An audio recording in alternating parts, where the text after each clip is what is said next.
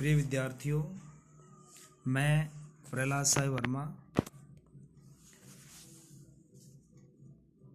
सह आचार्य संस्कृत राजकीय बाबा नारायणदास राजकीय कला महाविद्यालय चिमनपुरा शाहपुरा जयपुर, बीए पाठ प्रथम संस्कृत के प्रथम प्रश्न पत्र में हम महाराज भर्तृहरि द्वारा लिखित नीति शतकम के 18 पद्यों का अध्ययन कर चुके हैं। आज इस वीडियो में हम 19वें पद्य से पढ़ना प्रारंभ करेंगे। 19वां पद्य इस प्रकार है। केयूराणि न भूषयन्ति पुरुषं हारा न चंद्रोज्ज्वला न स्नानं न विलेपनं न कुसुमं नालंकृता मूर्धजा वाण्येका समलंकरोति पुरुषं या संस्कृता धार्यते क्षीयन्ते खलु भूषणानि सततं वाग्भूषणं भूषणम्।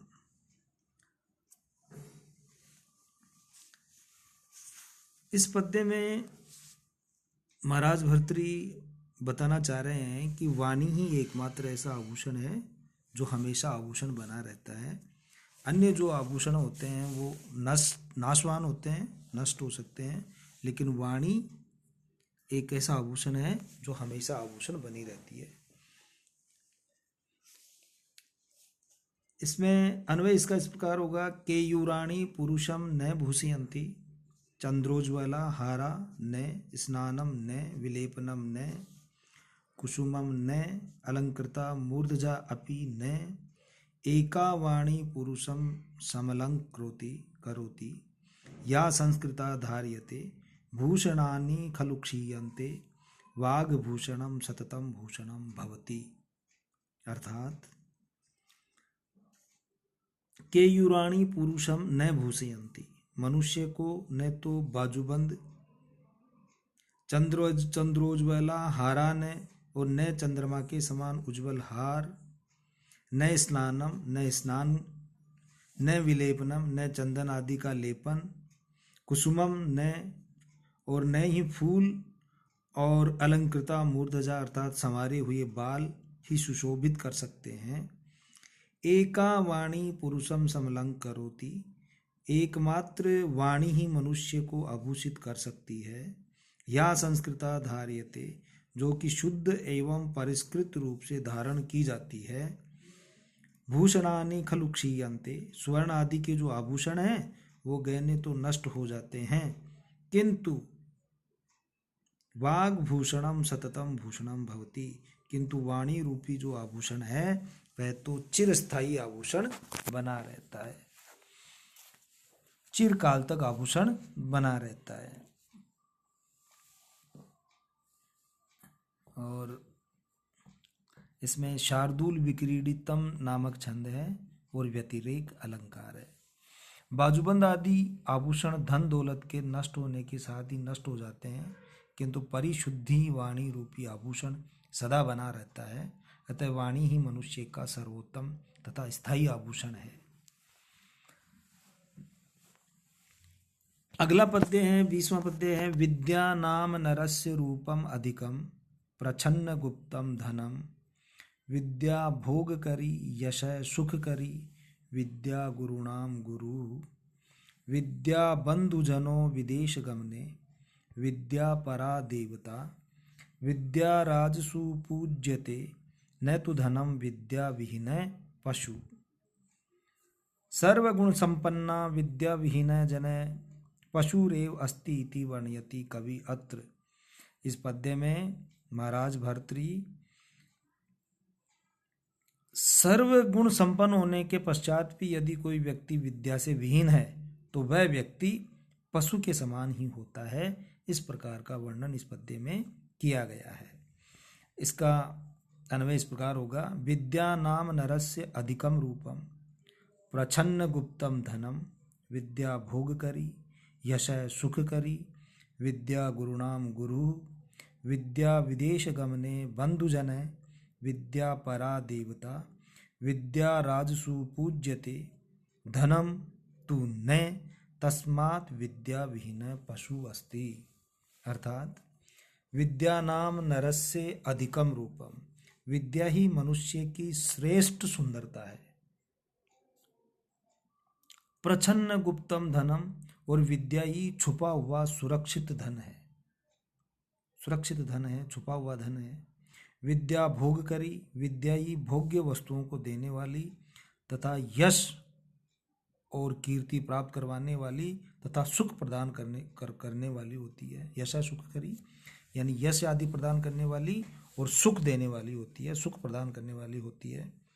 विद्या गुरुणाम गुरु, विद्या पूज्यों द्वारा भी पूज्य होती है, अर्थात गुरुओं की भी गुरु होती है।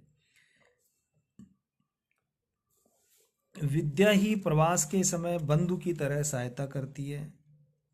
विद्या विदेश गमने बंधु जन है, यानी विदेश गमन अगर हो, विदेश में जाना पड़े तो विद्या ही हमारे बंधु जन की तरह हमारी सहायता करती है। विद्या परा देवता, और विद्या उत्कृष्ट देवता है, सबसे सर्वोत्कृष्ट देवता है। विद्या राजसु पूज्यते, और विद्या राज दरबार में पूजी जाती है, राजाओं के मध्य विद्या की पूजा की जाती है। यानी जो विद्या से विभूषित व्यक्ति होता है उसकी पूजा की जाती है, उसका सम्मान किया जाता है। धनम तु न, धन की पूजा नहीं की जाती है।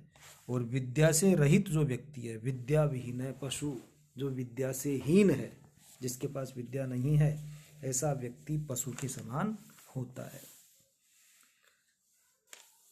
विद्या से ही मनुष्य की शोभा होती है। विद्या रूपी धन सदा मानव के हृदय में निगूढ़ तथा स्थायी रहता है, और इससे ही व्यक्ति सम्मान, सुख, भोग आदि प्राप्त करता है।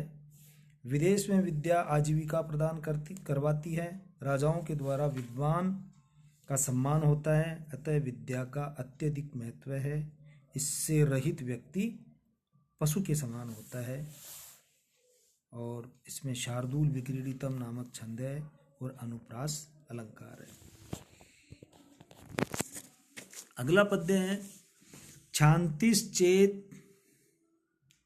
क्षांतिश्चेत कवचेन किम, किम अरिभि क्रोधो अस्ति चेत देहिनाम, ज्ञातिश्चेत अनलेन किम, यदि सुहृद दिव्योषधै किम फलम, किम सर्पैर्यदि दुर्जना, किमु धनैर्विद्या अनवद्या, यदि व्रीडा चेत किमु भूषणै, सुकविता यद्यस्ति राज्येन किम। प्रस्तुत श्लोक में महाराज भर्तृहरि विविध उदाहरणों के माध्यम से सुविद्या के सामने राज्य भी तुच्छता की तरह होता है, राज्य भी एक तुच्छ तिनके के समान होता है, इस प्रकार का वर्णन इस पद्य में किया जा रहा है। इसका अन्वय इस प्रकार है। देहिनाम क्षांति चेत कवचेन किम फलम, क्रोधय अस्ति चेत अरिभि किम, ज्ञातिश्चेत अनलेन किम, यदि सुहृद अस्ति दिव्योषधै किम, यदि दुर्जना सन्ति सर्पै किम। अर्थात यदि मानव में क्षमा है तो कवच की क्या आवश्यकता है। क्रोध है अस्ति चेत अरिभि किम, और क्रोध है तो शत्रुओं से क्या प्रयोजन है। ज्ञातिश्चेत अनलेन किम, और बंधु बांधव आदि हैं तो आग से क्या काम। और यदि सूर्य अस्ति दिव्योषधि किम, और यदि अच्छे मित्र हों तो उत्तम औषधियों की क्या आवश्यकता है। यदि दुर्जना संति सर्पै किम, और यदि दुर्जन लोग आसपास रहते हैं तो सांप से क्या प्रयोजन है। यदि अनवद्या विद्या अस्ति, और यदि हमारे पास अनवद्य विद्या हो, यानी कि उत्तम प्रकार की विद्या यदि हमारे पास हो तो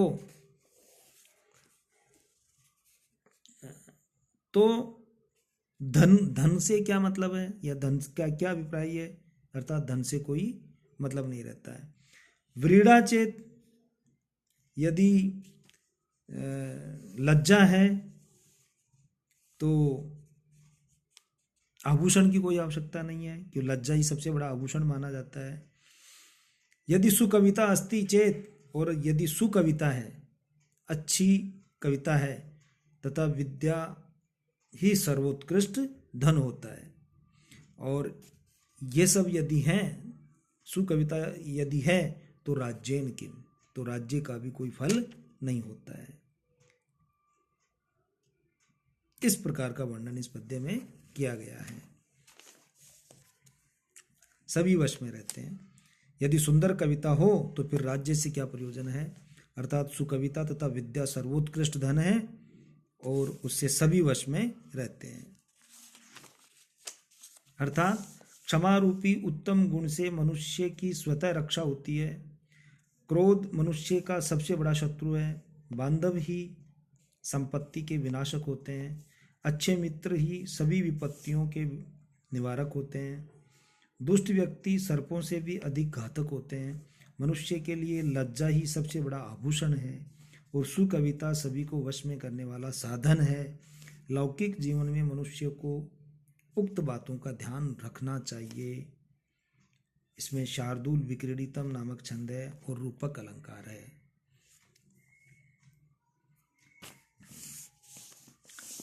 अगला पद्य है दाक्षिण्यम स्वजने दया परजने शाठ्यम सदा दुर्जने प्रीति साधुजने नयो नृपजने विद्वज्जने चार्जवम शौर्यम शत्रुजने क्षमा गुरुजने कांताजने धृष्टता ये चैवं पुरुषा कलासु कुशलास्तेषु एव लोक स्थिति। विविध कलाओं में जो निपुण लोग होते हैं उन्हीं से इस लोक की स्थिति बनी हुई है। इस प्रकार का वर्णन महाराज भर्तृ इस पद्य में कर रहे हैं। अन्वय इसका इस प्रकार है। स्वजने दाक्षिण्यम परजने दया दुर्जने सदा शाठ्यम साधुजने प्रीति नृपजने नय विद्वज्जने च आर्जवम शत्रुजने शौर्यम गुरुजने क्षमा कांताजने धृष्टता एवं च ये पुरुषा कलासु कुशला तेषु एव लोक स्थिति। अर्थात स्वजने दाक्षिण्यम, अपने बांधवों के साथ उदारता का भाव रखना, दक्षिणता का भाव रखना, अर्थात उनके प्रति उदार रहना। परजने दया, और सेवकों के साथ दया का भाव रखना। दुर्जने सदा शाठ्यम, और दुर्जनों के साथ सदा शठता का व्यवहार रखना। साधुजने प्रीति, और सज्जन लोगों के प्रति प्रेम भाव रखना। नृपजने नय, और राजाओं के प्रति नीति का भाव रखना, नीति की बातें करना। विद्वज्जने च आर्जवम, और विद्वानों के साथ सरलता का भाव रखना। शत्रुजने शौर्यम, और शत्रुओं के साथ पराक्रम। गुरुजने क्षमा, गुरुजनों के साथ सहिष्णुता यथा क्षमा का भाव रखना। कांताजने दुष्टता, और स्त्रीजनों के प्रति स्वप्रभुत्व संस्थापन हेतु दृष्टता का व्यवहार रखना उचित है। एवं चैते पुरुषा कला सुकुशला, और इस प्रकार जो लोग लोक व्यवहार की कलाओं में निष्णांत हैं, निपुण हैं, तेषु एवं लोक स्थिति, ऐसे लोगों पर ही इस लोक की, इस संसार की स्थिति बनी हुई है। मानव समाज में विभिन्न चित्त वृत्तियों वाले लोग रहते हैं, अतः सबसे साथ उचित व्यवहार करने तथा लोक व्यवहार में कुशलता पाने के लिए मनुष्य को बंधुओं से उदारता, सेवकों पर दया, दुर्जनों से धूर्तता, सज्जनों से प्रेम, राजाओं से नीतिज्ञता, विद्वानों से नम्रता, शत्रुओं से पराक्रम, गुरुजनों से क्षमाशीलता और स्त्रियों से प्रगल्भता का व्यवहार करना चाहिए। इन गुणों को धारण करने वाले लोग ही लोक मर्यादा की रक्षा कर पाते हैं। इसमें भी शार्दूल विक्रीडितम नामक छंद है और काव्यलिंग नामक अलंकार है। अगला पद्य है जाड्यम धियो हरति सिंचति वाचि सत्यम मानोन्नतिम दिशति पापम अपाकरोति चेतः प्रसादयति दिक्षु तनोति कीर्ति सत्संगति कथय किम न करोति पुंसाम। प्रस्तुत पद्य में महाकवि भर्तृहरि सत्संगति का महत्व बताते हुए इस पद्य में वर्णन करते हैं। क्या कहते हैं? इसका अन्वय इस प्रकार है। धिये जाड्यम हरति वाचि सत्यम सिंचति मानोन्नतिम दिशति पापम अपाकरोति चेतः प्रसादयति दिक्षु कीर्ति तनोति कथय सत्संगति पुंसाम किम न करोति। अर्थात धिये जाड्यम हरति, बुद्धि की जड़ता को दूर करती है, बुद्धि की जड़ता का हरण करती है, अर्थात जो बुद्धि की जड़ता है उसको दूर कर देती है। वाची सत्यम सिंचति, सत्संगति, सत्संगति होती है जो अच्छी संगति होती है वह बुद्धि की जड़ता को दूर करती है। वाची सत्यम सिंचति, और वाणी में सत्य का संचार करती है।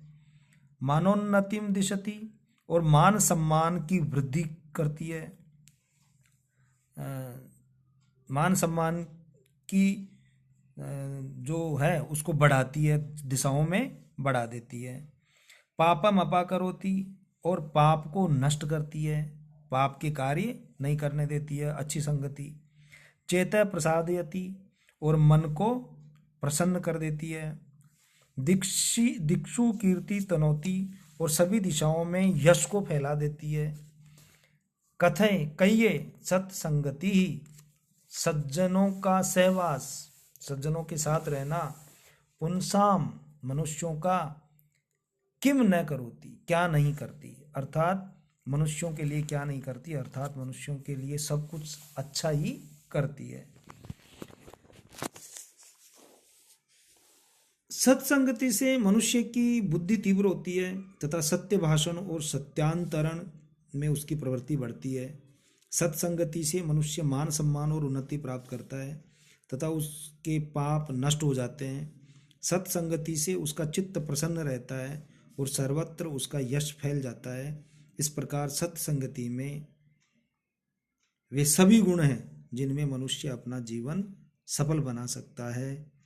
इस पद्य में वसंत तिलका नाम की छंद है और समुच्चय नामक अलंकार है कि सत्संगति के अनेक लाभ बताए जा रहे हैं एक समुच्चय के रूप में, इसलिए यहाँ समुच्चय अलंकार है। अब इससे आगे अगले वीडियो में पढ़ेंगे। Thank you.